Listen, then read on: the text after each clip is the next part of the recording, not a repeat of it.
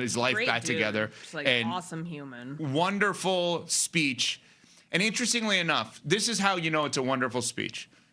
It factored in religion. I'm not the same religion as him, and I'm all in on what he's saying. And it was just like, oh, this is a mass appeal, like, let's just be good to each other kind of speech, which was great. And Love then the it. Bieber performance, if I could speak English, last night. All right, there are 2 coaching hires that were made this weekend. One was made official. The other one cannot be made official. Let's start with the one that cannot be made official yet, and that is the Raiders expected to hire Seattle Seahawks offensive coordinator Clint Kubiak after the Super Bowl. Courtney, correct me if I'm wrong.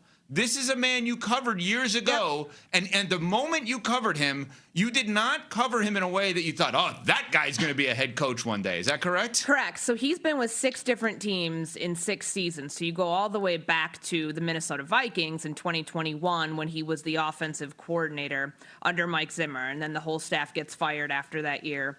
And he moves on, and he's bounced around from place to place to place, and then he gets to Seattle this year. So, like, when I was watching that game last week, the NFC Championship, and seeing a Clint Kubiak offense close out a team, that was not what I had seen 6 years ago when he was in, or 5 years ago at that point when he was in Minnesota. But he has come such a long way as a play caller. He's come such a long way with his command over his quarterback, over the scheme, over the offense.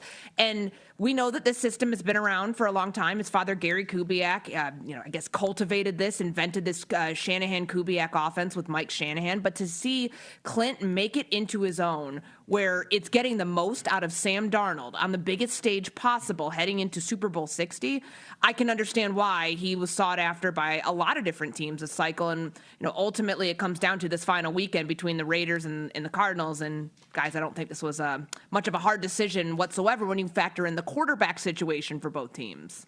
Yeah, when you have Fernando Mendoza, assuming that that's going to be the number 1 overall pick, that would entice me to choose one place over the other. Same. Not only just Mendoza, but they've got some weapons. They've got some offensive weapons to work with there. Bowers, Canty. And I'm hoping that the Raiders, when this ultimately comes through, they're patient this time. Boom. I hope they're patient this time. Tom Brady, I'm hoping, and that ownership group has learned from their mistakes. They obviously had a quick cook, one and done with Antonio Pierce, and then with what are you doing? I'm trying to do my Brady Instagram pose now. Whatever he does on Instagram now. Yeah, his like middle school girl dreaming, laying down, from the snuggled couch up. to I love the that. bed or whatever he was tweeting about. It was great. Tom Brady, social media during the offseason, A+. Just keep doing what you're doing, Tom. Can I just follow up quickly on what you said? Yeah. With a question. Do you believe any NFL team, Smalls, will actually show patience? The Steelers. But that, to me, is loyalty. I think there's a difference between loyalty and patience. Loyalty is, Mike Tomlin was here. We love Mike Tomlin. We're going to let him coach forever because we can't find somebody better, and we don't want to find somebody better than Mike Tomlin. Then he walked away from us, if you're the Steelers. I don't believe loyalty and patience are the same thing. I think if I had to pick 2, and let's remove the Steelers, let's remove the Giants, because you're not going to move on from guys like that quickly, a John Harbaugh and a Mike McCarthy, guys who've won. So let's take those guys and move them off. I think you're talking about organizations with guys who maybe have done this for the first time. Is that what you're kind of getting at? I'm saying specifically with the Raiders. I'm saying it is so obvious that you should not look at it as a 17-game season. You should look at it as a 34-game season. Right. But if there's one organization that I think is going to have patience, even if maybe the situation doesn't demand it, I think it's going to be the Bills based on what we've seen out of the press conferences and the way that Josh Allen and Brandon Beane and everybody in that organization loves him. We thought that they were going to make a win now hire. We thought it was going to be a proven commodity, get over the hump. Let's make sure that we act with a sense of urgency. And maybe Joe Brady is that guy. But if he doesn't get to a Super Bowl or win a Super Bowl in the next 2 seasons, do you think that they're going to pull the plug on him? Because I don't. Right. Let me ask it more directly to you.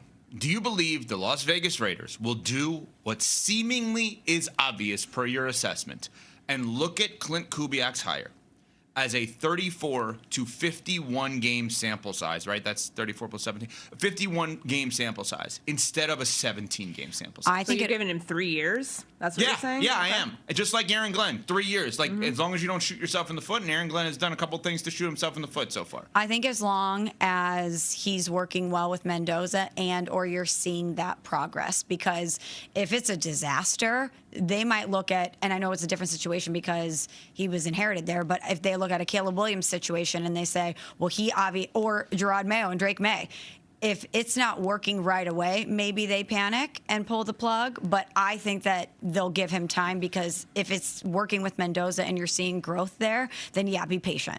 I'd like to believe that the number 1 overall pick changes things and extends the timeline for patience, because you don't want to be in that situation all that often, because most times that means you're a bad team who had the worst record in the NFL.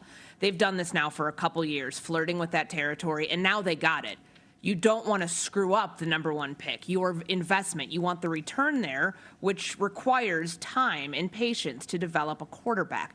Like, I don't think Mark Davis is somebody who we can automatically just give the benefit of the doubt to, that he won't feel tempted to, if things go wrong, just start over again. Because he's done it with Pete Carroll. He's done it with Antonio Pierce. He's done it in the past before with other coaches. He's still paying a lot of coaches that are not coaching for him anymore. He doesn't want to have to do that. But now that you have a chance, that you've got somebody, what's the common theme here with the coaches that I just mentioned and what they have not done? These are not like Super Bowl winning coaches right now, or coaches that were in the Super Bowl right now. Pete Carroll was in the Super Bowl a while ago. Clint Kubiak is about to coach in a Super Bowl, and they're favored to win. You have somebody who has that pedigree that you're bringing in, that you're expecting to develop the number 1 overall pick at quarterback. They haven't drafted a quarterback this high since Jamarcus Russell. And we saw what happened, how that whole thing devolved so quickly. They're not going to be in the same situation this time around because of who they're drafting at quarterback and who their head coach is. It's the right pairing, but it's a pairing that's got to marinate for a while. And anybody around the league can understand that you have to express patience with the number 1 overall pick, from Carolina to the Chicago Bears. There's enough sample size now, recent sample size, that I think the Raiders can look at that and say, we have to give this time, otherwise it's not going to work. You can't panic your way into a good decision, which is why you're hoping that you won't ever be in this situation, at least not for a couple of years, because you give it enough time to see it through, to see if it actually can come to fruition. But Courtney, we have a problem in the NFL.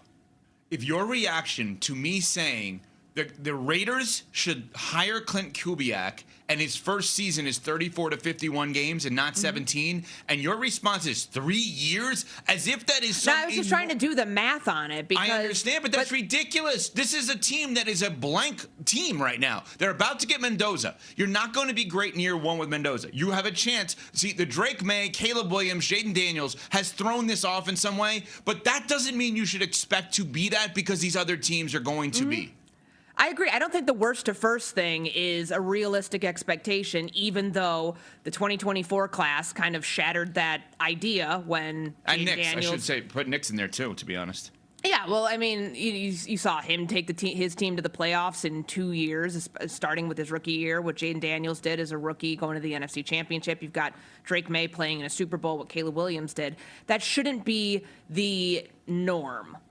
Could it be the expectation? Yeah, eventually if you have the right pieces in place. But they have a very bare cupboard. And a name you didn't mention is Max Crosby. I don't think he's on the team next year. I think that you're starting over on defense with a lot of assets in the process, which is a good place to be in if you're building something. If you can have your ownership know, this is going to take some time, but look at all these pieces we're bringing in. Look at the future that we're starting right now. You don't blow up your future after 1 year. It never felt like that with the last couple of teams. It was Derek Carr at the end of his time with the Las Vegas Raiders that felt like it was inevitably going to come to an end when, with John Gruden and, the interim basis of everybody else, Antonio Pierce beyond that, that was not ever going to go anywhere. Pete Carroll in the 1 year deal with Geno Smith never felt like it was a long-term fix. That was a bridge option. This isn't. You have a clean slate here with a 38-year-old head coach, a number 1 overall pick at quarterback, and as Michelle mentioned, from Brock Bowers to Ashton Genty to all of the picks that you're going to have at your disposal to continue to build. That's something that is different than the other Raiders iterations that gave up so quickly on the new people that they brought into the organization over the years. Like, now you know that, okay, there's nothing else here. Like, we are clearly at the ground floor, and you have to start building it. The other times, it felt like they were trying to force something through to see if they got lucky. That's not the case this time around. Coming up, there's a reason